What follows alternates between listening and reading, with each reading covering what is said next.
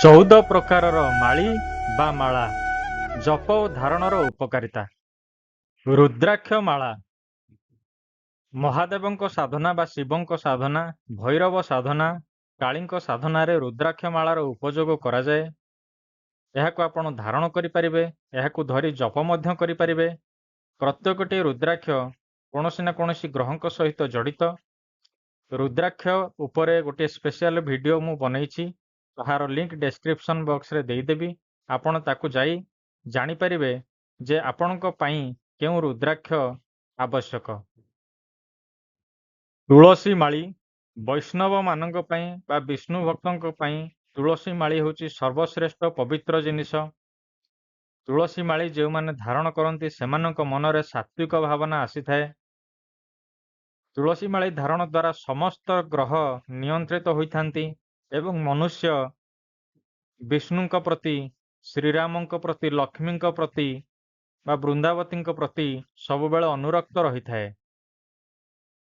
ମାଳି କହିଲେ ଛୋଟିଆ ଏବଂ ମାଳା କହିଲେ ବଡ଼। ପ୍ରତ୍ୟେକ ମାଳି ବା ମାଳା ପିନ୍ଧିବାର ନିୟମ ରହିଛି। ଗୁରୁଙ୍କର ଆଶୀର୍ବାଦ ଅନୁସାରେ, ଗୁରୁଙ୍କର ନିର୍ଦ୍ଦେଶ ଅନୁସାରେ ମାଳା ଧାରଣ କରିବା ଉଚିତ। ସର୍ବସାଧାରଣଙ୍କ ପାଇଁ ତୁଳସୀ ମାଳି ସର୍ବୋତ୍କୃଷ୍ଟ। ପ୍ରତ୍ୟେକ ମାଳି ବା ମାଳାକୁ ଧାରଣ କରିବାର ନିର୍ଦ୍ଦିଷ୍ଟ ନିୟମ ରହିଛି। ସେହି ନିୟମ ଗୁଡ଼ିକ ଅବଲମ୍ବନ କଲେ ମାଳା ବା ମାଳି ଶୁଦ୍ଧ ରହିଥାଏ ଏବଂ ତାର ସଠିକ ଫଳ ଆପଣଙ୍କୁ ଦେଇଥାଏ। ସ୍ଫଟିକ ମାଳା ବା କ୍ରିଷ୍ଟାଲ ମାଳା, ଏହାକୁ ଧାରଣ କଲେ ବିଭିନ୍ନ ପ୍ରକାରର ମାନସିକ ସମସ୍ୟା ଦୂର ହୋଇଥାଏ, ମାନସିକ ଶାନ୍ତି ମିଳିଥାଏ, କାର୍ଯ୍ୟରେ ମନ ଲାଗିଥାଏ, ଆଧ୍ୟାତ୍ମିକ ଦିଗ ପ୍ରତି ମନ ଆକର୍ଷିତ ହୋଇଥାଏ, ବିଭିନ୍ନ ପ୍ରକାରର ନେଗେଟିଭ ଏନର୍ଜିରୁ ସୁରକ୍ଷା ମିଳିଥାଏ। ସବୁ ଗ୍ରହମାନଙ୍କ ପାଇଁ ଅଲଗା ଅଲଗା ରଙ୍ଗର ସ୍ଫଟିକ ଆସିଥାଏ। ନିର୍ଦ୍ଦିଷ୍ଟ ବ୍ୟକ୍ତିଙ୍କ ପାଇଁ କେଉଁ ରଙ୍ଗର ବା କେଉଁ ସ୍ଫଟିକଟି ଆପଣଙ୍କ ପାଇଁ ଆବଶ୍ୟକ ତାହା ଆପଣ ନିଜର ଜ୍ୟୋତିଷ ବା ଗୁରୁଙ୍କର ପରାମର୍ଶ ଅନୁସାରେ ଜାଣିପାରିବେ। ସ୍ଫଟିକ ମାଳା ଧାରଣ ଦ୍ୱାରା ଆପଣଙ୍କର ଅରା ବା ଆପଣଙ୍କର ଯେଉଁ ପଜିଟିଭ ଏନର୍ଜି ବଢ଼ିଥାଏ। ବୈଜୟନ୍ତୀ ମାଳା ବିଷ୍ଣୁ ବା କୃଷ୍ଣଙ୍କ ସାଧନାରେ ବ୍ୟବହାର କରାଯାଇଥାଏ। ବୈଜୟନ୍ତୀ ମାଳା ଆପଣଙ୍କର କର୍ମକୁ ଶୋଧିତ କରିଥାଏ ଏବଂ ମନର ଭୟ ଦୂର କରିଥାଏ। ଏହା ଏକ ବିଶେଷ ପ୍ରକାରର ମାଳା। ଆଧ୍ୟାତ୍ମିକ ଦିଗରେ ଯେଉଁ ସବୁ ସମସ୍ୟା ଆସିଥାଏ ସେ ସବୁ ସମସ୍ୟାରୁ ମୁକ୍ତି ପାଇବା ପାଇଁ ଏହି ବୈଜୟନ୍ତୀ ମାଳାର ବ୍ୟବହାର କରାଯାଇଥାଏ। ଚନ୍ଦନ ମାଳି ମନକୁ, ଶରୀରର ପିତ୍ତକୁ ଶାନ୍ତ ରଖିବା ପାଇଁ ଚନ୍ଦନ ମାଳି ଧାରଣ କରାଯାଇଥାଏ। ଚନ୍ଦନ ମାଳି ଧାରଣ ଦ୍ୱାରା ମଣିଷର ନର୍ଭସ ସିଷ୍ଟମ କଣ୍ଟ୍ରୋଲ ରହିଥାଏ, ବ୍ଲଡ ପ୍ରେସର କଣ୍ଟ୍ରୋଲ ରହିଥାଏ, ଶରୀରରେ ଥିବା ଅତିରିକ୍ତ ଗରମ କମିଯାଇଥାଏ ଏବଂ ଚନ୍ଦନ ମାଳି ଧାରଣ ଦ୍ୱାରା ଆପଣଙ୍କର ବିଭିନ୍ନ ପ୍ରକାର ଚର୍ମଜନିତ ସମସ୍ୟା ଧୀରେ ଧୀରେ କମିଥାଏ। ହଳଦୀ ମାଳି ହେଉଛି ଏକ ବିଶେଷ ପ୍ରକାରର ମାଳି, ଯାହାକୁ କି ମା ବଗଳାମୁଖୀଙ୍କ ସାଧନାରେ ବ୍ୟବହାର କରାଯାଇଥାଏ। ଏହା ବ୍ୟତୀତ ବୃହସ୍ପତିଙ୍କର ସାଧନା ବା ଯାଜ୍ଞ ଯଜ୍ଞ ଅନୁଷ୍ଠାନରେ ମଧ୍ୟ ବ୍ୟବହାର କରାଯାଇଥାଏ। ହଳଦୀ ମାଳି ଧାରଣ କରିବା ଦ୍ୱାରା ଚର୍ମଜନିତ ବିକାର ଦୂର ହୋଇଥାଏ, ଶରୀର ସମ୍ପୂର୍ଣ୍ଣ ରୂପେ ଶୁଦ୍ଧ ଏବଂ ପବିତ୍ର ହୋଇଥାଏ। ମନେ ମନେ କୌଣସି ମାଳି ବା ମାଳା ଧାରଣ କରନ୍ତୁ ନାହିଁ, ଆବଶ୍ୟକ ଗୁରୁଙ୍କର ପରାମର୍ଶ ନିଅନ୍ତୁ। ପ୍ରତ୍ୟେକ ମାଳି ଆପଣ ଧାରଣ କରିପାରିବେ ନାହିଁ ମଧ୍ୟ, କାରଣ ମାଳିରେ ଥିବା ତତ୍ତ୍ୱ ବା ଏଥିରେ ଥିବା ବୀଜର ତତ୍ତ୍ୱ ଆପଣଙ୍କ ଶରୀର ସହିତ କେତେ ଦୂର ସଠିକ ତାଳମେଳ ଖାଇବ ଆପଣ ନିଜେ ଜାଣିନାହାନ୍ତି। ତେଣୁ ସେଥିରେ ଥିବା ୱେଭଲେନ୍ଥ ବା ତରଙ୍ଗ ଆପଣ ଶରୀରରେ ଥିବା ତରଙ୍ଗ ସହିତ ମ୍ୟାଚ୍ କରିବା ନିହାତି ଦରକାର। ଯଦି ଆପଣ ଭୁଲ ମାଳି ବା ମାଳା ଧାରଣ କରୁଛନ୍ତି ତାହେଲେ ଆପଣଙ୍କର ଲାଭ ବଦଳରେ କ୍ଷତି ହୋଇପାରେ। ତେଣୁ ମାଳା ବା ମାଳି ଧାରଣା ପୂର୍ବକ ସାବଧାନ ରହିବା ଆବଶ୍ୟକ। ଏହାକୁ ବିଭିନ୍ନ ପ୍ରକାର ଅଶୁଦ୍ଧ ଅବସ୍ଥାରେ ଖୋଲି ରଖିବା ଆବଶ୍ୟକ ଏବଂ ବାରମ୍ବାର ଏହାକୁ ଶୁଦ୍ଧ କରିବାର ବିଧି ନିହାତି ଭାବରେ ଆପଣଙ୍କର ଅବଗତ ରହିବା ଦରକାର। ମୋତିମାଳ ବା ଶ୍ଵେତ ମୋତିମାଳ ବିଶେଷ କରି ଚନ୍ଦ୍ରଗ୍ରହ ସହିତ ଜଡ଼ିତ। ଯେଉଁମାନଙ୍କର ଜାତକରେ ଚନ୍ଦ୍ରଗ୍ରହ ଦୁର୍ବଳ ଥାନ୍ତି, ମନ ବାରମ୍ବାର ବିଭିନ୍ନ ଜିନିଷ ପ୍ରତି ଆକର୍ଷିତ ହେଉଥାଏ, ଡିଷ୍ଟର୍ବ ରହୁଥାଏ, ସେହିମାନେ ମୋତିମାଳ ଧାରଣ କରିପାରିବେ। ମୋତିମାଳ ଧାରଣ କରିବା ଦ୍ୱାରା ମାନସିକ ଶାନ୍ତି ସହିତ ଆପଣଙ୍କ ଜୀବନରେ ଧନଧାନ୍ୟ ଏବଂ ସୁଖ ସମ୍ପଦର ବୃଦ୍ଧି ଧୀରେ ଧୀରେ ହୋଇଥାଏ। କାହିଁକି ମାଳା ବା ମାଳି ଧାରଣ କରାଯାଏ? ପ୍ରତ୍ୟେକ ମାଳି ବା ମାଳା ଧାରଣର ଅଲଗା ଅଲଗା ତାତ୍ପର୍ଯ୍ୟ ରହିଛି। ତେବେ ମୁଖ୍ୟ ଆବଶ୍ୟକତା ବା ମୁଖ୍ୟ ଜିନିଷ ହେଉଛି ଶକ୍ତି। ପ୍ରତ୍ୟେକ ଜିନିଷରେ ବିଭିନ୍ନ ପ୍ରକାର ତରଙ୍ଗ ଧାରଣ କରୁଥିବା ଶକ୍ତି ରହିଛି। ସେହି ଶକ୍ତି ମଣିଷ ନିଜ ସହିତ ଯୋଡ଼ିବାକୁ ଚାହେଁ। ତେଣୁ ମାଳା ଧାରଣ ଦ୍ୱାରା ସେହି ୱେଭଲେନ୍ଥ ବା ସେହି ତରଙ୍ଗ ଥିବା ବା ସେହି ଲାଇଟର କିରଣ ପଡ଼ୁଥିବା ପ୍ରତ୍ୟେକ ମାଳି ଆପଣଙ୍କ ଶରୀର ସଂସ୍ପର୍ଶରେ ଆସିବା ଦ୍ୱାରା ଆପଣଙ୍କ ଶରୀର ଧୀରେ ଧୀରେ ସେ ଶକ୍ତିକୁ ଗ୍ରହଣ କରିଥାଏ। ଏହାର ଅପରପକ୍ଷରେ ଆମେ ଦେଖିପାରିବା ଯେ କୌଣସି ମାଳି ବା ମାଳା ଜପ ଦ୍ୱାରା ଆମେ ଯେଉଁ ମନ୍ତ୍ର ସାଧନା ବା ଶକ୍ତି ସଞ୍ଚୟ କରୁଛେ ତାହା ଆମ ଶରୀର ସମ୍ପୂର୍ଣ୍ଣ ରୂପେ ଧାରଣ କରିପାରିବ ନାହିଁ। ତେଣୁ ସେହି ଶକ୍ତିକୁ ଆମେ ମାଳ ଭିତରେ ସଞ୍ଚୟ କରି ରଖୁଛେ।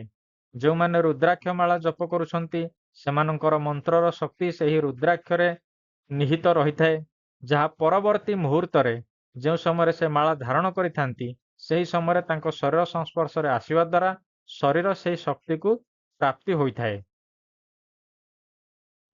ମାଣିକ୍ୟ ମାଳ, ଯାହାକି ସୂର୍ଯ୍ୟଙ୍କ ସହିତ ଜଡ଼ିତ। ସୂର୍ଯ୍ୟଙ୍କର ଗ୍ରହ ପଥରେ ହେଉଛି ମାଣିକ ବା ରୁବି। ସୂର୍ଯ୍ୟ ହେଉଛନ୍ତି ଲିଡର। ତେଣୁ ମଣିଷ ଭିତରେ ଲିଡରସିପ୍ କ୍ୱାଲିଟି ବା ନେତୃତ୍ୱ ନେବାର ଶକ୍ତି ଆସିଥାଏ। କ୍ୟାରିୟର ଅପରଚ୍ୟୁନିଟି, ଜବ୍ ଏସବୁର ରାସ୍ତା ଖୋଲି ଯାଇଥାଏ। ଏହି ମାଳା ଧାରଣ ଦ୍ୱାରା ଶରୀରକୁ ବିଭିନ୍ନ ପ୍ରକାରର ରୋଗରୁ ମୁକ୍ତି ମିଳିଥାଏ ଏବଂ ରୋଗ ପ୍ରତିରୋଧକ ଶକ୍ତି ବଢ଼ିଥାଏ। ମାଣିକ୍ୟ ମାଳ ଧାରଣ କରି ଆପଣ ସୂର୍ଯ୍ୟଙ୍କୁ ପାଣି ଦେବା ଦ୍ୱାରା, ସୂର୍ଯ୍ୟଙ୍କୁ ଜଳ ଅର୍ପଣ କରିବା ଦ୍ୱାରା ଆପଣଙ୍କ ଭିତରେ ସୂର୍ଯ୍ୟଙ୍କର 7ଟି ରଙ୍ଗର ଶକ୍ତି ଧୀରେ ଧୀରେ ବା ଭିଟାମିନ୍ ଡି ଧୀରେ ଧୀରେ ଆପଣଙ୍କ ଦେହରେ ପ୍ରବେଶ କରିଥାଏ। ପଦ୍ମ ମଞ୍ଜି ମାଳ ଏକ ବିଶେଷ ପ୍ରକାରର ମାଳ। ମା ଲକ୍ଷ୍ମୀଙ୍କ ସାଧନରେ ଏହାର ବ୍ୟବହାର କରାଯାଇଥାଏ। ମା ଲକ୍ଷ୍ମୀଙ୍କର ଆଶୀର୍ବାଦ ପାଇବା ପାଇଁ, ଆପଣଙ୍କର ଫାଇନାନ୍ସିଆଲ ଇମ୍ପ୍ରୁଭମେଣ୍ଟ କରିବା ପାଇଁ, ଆପଣଙ୍କର ଆର୍ଥିକ ଅବସ୍ଥାରେ ଉନ୍ନତି ଆଣିବା ପାଇଁ, ସୁଧାର ଆଣିବା ପାଇଁ ପଦ୍ମମଞ୍ଜି ମାଳ ବ୍ୟବହାର ହୋଇଥାଏ। ନବରତ୍ନ ମାଳା ଏହା ଏକ ବିଶେଷ ପ୍ରକାରର ମାଳା। ଏଥିରେ 9ଟି ଗ୍ରହଙ୍କର ଗ୍ରହପଥର ଖଚିତ ହୋଇଥାଏ। ନବରତ୍ନ ମାଳା ବିଭିନ୍ନ ପ୍ରକାରର ଯାଗଯଜ୍ଞ ଅନୁଷ୍ଠାନ ବା ବିଭିନ୍ନ ପ୍ରକାରର ପୂଜା, ଯାହାକି ଗ୍ରହମାନଙ୍କ ସହିତ ଜଡ଼ିତ, ଏଭଳି କାର୍ଯ୍ୟରେ ଧାରଣ କରି ପୂଜା କରାଯାଏ। ଏହା ବ୍ୟତୀତ ଯଦି ଆପଣମାନଙ୍କର ଗ୍ରହ ନକ୍ଷତ୍ର ଜନିତ ସମସ୍ୟା ରହୁଛି, କୌଣସି ଗ୍ରହ ଆପଣଙ୍କର ସପକ୍ଷରେ ନାହାନ୍ତି ବା ଗ୍ରହଙ୍କର ବିପରୀତ ଫଳ ଆପଣ ପାଉଛନ୍ତି, ତାହେଲେ ଆପଣ ଜ୍ୟୋତିଷଙ୍କର ପରାମର୍ଶ କ୍ରମେ ନବରତ୍ନ ମାଳା ଧାରଣ କରିପାରିବେ। କାଇଁଚ ମାଳି ବିଭିନ୍ନ ପ୍ରକାର ନେଗେଟିଭ ଏନର୍ଜି ବା ତନ୍ତ୍ରମନ୍ତ୍ର ଜନିତ ବାଧାରୁ ରକ୍ଷା କରିବା ପାଇଁ ଆପଣ ଏହାକୁ ଧାରଣ କରିପାରନ୍ତି। ଏହା ଆପଣଙ୍କର ଭାଗ୍ୟୋଦୟରେ ସାହାଯ୍ୟ କରେ, ମାନସିକ ଶାନ୍ତି ରକ୍ଷା କରିଥାଏ। ଏହା ବ୍ୟତୀତ ଏହାର ମୁଖ୍ୟ କାର୍ଯ୍ୟ ହେଉଛି ଆପଣଙ୍କର କୌଣସି ପ୍ରକାର ସମ୍ପର୍କ ଜନିତ ଯଦି ସମସ୍ୟା ରହିଛି ସେ ଜାଗାରେ ସମ୍ପର୍କକୁ ଏହା ସୁଦୃଢ଼ କରିଥାଏ। ଏହା ଆପଣଙ୍କ ଶରୀରରେ ଥିବା ଚକ୍ର ଗୁଡ଼ିକୁ ବା ଏନର୍ଜି ସେଣ୍ଟର ଗୁଡ଼ିକୁ ବା ପ୍ଲେକ୍ସସ୍ ଗୁଡ଼ିକୁ ଏହା ମ୍ୟାନେଜ କରିଥାଏ। ଏତଦ୍ ବ୍ୟତୀତ ମା ଲକ୍ଷ୍ମୀଙ୍କର, ସରସ୍ୱତୀ ଏବଂ ମହାକାଳୀଙ୍କର ପୂଜାରେ ମଧ୍ୟ ଏହାର ବିଶେଷ ଉପଯୋଗ ରହିଅଛି। ହାତୀଦାନ୍ତ ମାଳ ଏହା ମଧ୍ୟ ଏକ ସ୍ୱତନ୍ତ୍ର ଧରଣର ମାଳ। ଏହା ବୀରତ୍ୱର ପ୍ରତୀକ। କୌଣସି ଯୁଦ୍ଧରେ ଆପଣ ବିଜୟ ଲାଭ କରିବାକୁ ଚାହୁଁଛନ୍ତି, କୌଣସି ପ୍ରକାର ସଂଘର୍ଷ ପାଇଁ ଆପଣଙ୍କର ପ୍ରୋଟେକ୍ସନ ଦରକାର, ସେଇଭଳି କ୍ଷେତ୍ରରେ ହାତୀଦାନ୍ତ ମାଳର ଉପଯୋଗ କରାଯାଇଥାଏ। ଯେଉଁ କ୍ଷେତ୍ରରେ ମଙ୍ଗଳ ଜନିତ ସମସ୍ୟା ବା ଆପଣଙ୍କର ରାହୁ କେତୁଙ୍କ ଜନିତ ସମସ୍ୟା ରହିଥାଏ, ସେହି କ୍ଷେତ୍ରରେ ଆବଶ୍ୟକ ଜ୍ୟୋତିଷଙ୍କର ପରାମର୍ଶ ଅନୁସାରେ ହାତୀଦାନ୍ତ ମାଳ ଯଦି ଆପଣଙ୍କର ନକ୍ଷତ୍ର ବା ଆପଣଙ୍କର ରାଶି ବା ଲଗ୍ନକୁ ସୁଟ୍ କରେ, ତାହେଲେ ଆପଣ ହାତୀଦାନ୍ତ ମାଳ ଧାରଣ କରିପାରିବେ। ଶାନ୍ତି, ସମୃଦ୍ଧି ଏବଂ ମା ଲକ୍ଷ୍ମୀଙ୍କର ଆଶୀର୍ବାଦର ପ୍ରତୀକ ହେଉଛି ଶଙ୍ଖ। ମା ଲକ୍ଷ୍ମୀଙ୍କର ଭାଇ ହେଉଛନ୍ତି ଶଙ୍ଖ। ତେଣୁ ଶଙ୍ଖମାଳ ଧାରଣ ଦ୍ୱାରା ଆପଣଙ୍କର ଜୀବନରେ ଶାନ୍ତି, ମାନସିକ ଶାନ୍ତି, ସମୃଦ୍ଧି ଏବଂ ପଜିଟିଭ ଏନର୍ଜି ସହିତ ଆପଣଙ୍କର ଘରର ସ୍ପିରିଚୁଆଲ ଏନର୍ଜି ମଧ୍ୟ ବୃଦ୍ଧି ହୋଇଥାଏ। ତୋଳା ହକିକ ମାଳ ମନରେ ସାହସ ଆଣିବା ପାଇଁ, ସ୍ଥିରତା ଆଣିବା ପାଇଁ, ବିଭିନ୍ନ ପ୍ରକାରର ନେଗେଟିଭ ଏନର୍ଜିକୁ ଦୂର କରିବା ପାଇଁ, କୌଣସି ପ୍ରକାର ଇଭିଲ୍ ଶକ୍ତି ବା ଆସୁରିକ ଶକ୍ତିକୁ ଦୂର କରିବା ପାଇଁ କଳା ହକିକ ମାଳ ବ୍ୟବହାର କରାଯାଏ। ଏହାର ବିଶେଷ ପ୍ରୟୋଜନ ଭୈରବ ସାଧନାରେ ବା ଶନିଦେବଙ୍କ ସାଧନାରେ ମଧ୍ୟ କରାଯାଏ। ମାଳା ଜପ କରିବା ପାଇଁ ନିର୍ଦ୍ଦିଷ୍ଟ ବିଧି ବା ନିୟମ ରହିଥାଏ। କେଉଁଭଳି ଭାବରେ କେଉଁ ଆଙ୍ଗୁଠିରେ ମାଳାର ପ୍ରତ୍ୟେକ ବିଟକୁ ଆପଣ ଧରି ଜପ କରିବେ ତାହା ମଧ୍ୟ ଆପଣଙ୍କୁ ଆପଣଙ୍କର ଗୁରୁ ନିହାତି ଭାବରେ ବତେଇ ଦେଇପାରିବେ। ମାଳା ଧାରଣ ଆଗରୁ ଆପଣଙ୍କୁ ଏତିକି କହିବି ଯେ ଏସବୁ ହେଉଛନ୍ତି ଈଶ୍ୱରଙ୍କୁ ପାଇବାର ଗୋଟିଏ ମାଧ୍ୟମ।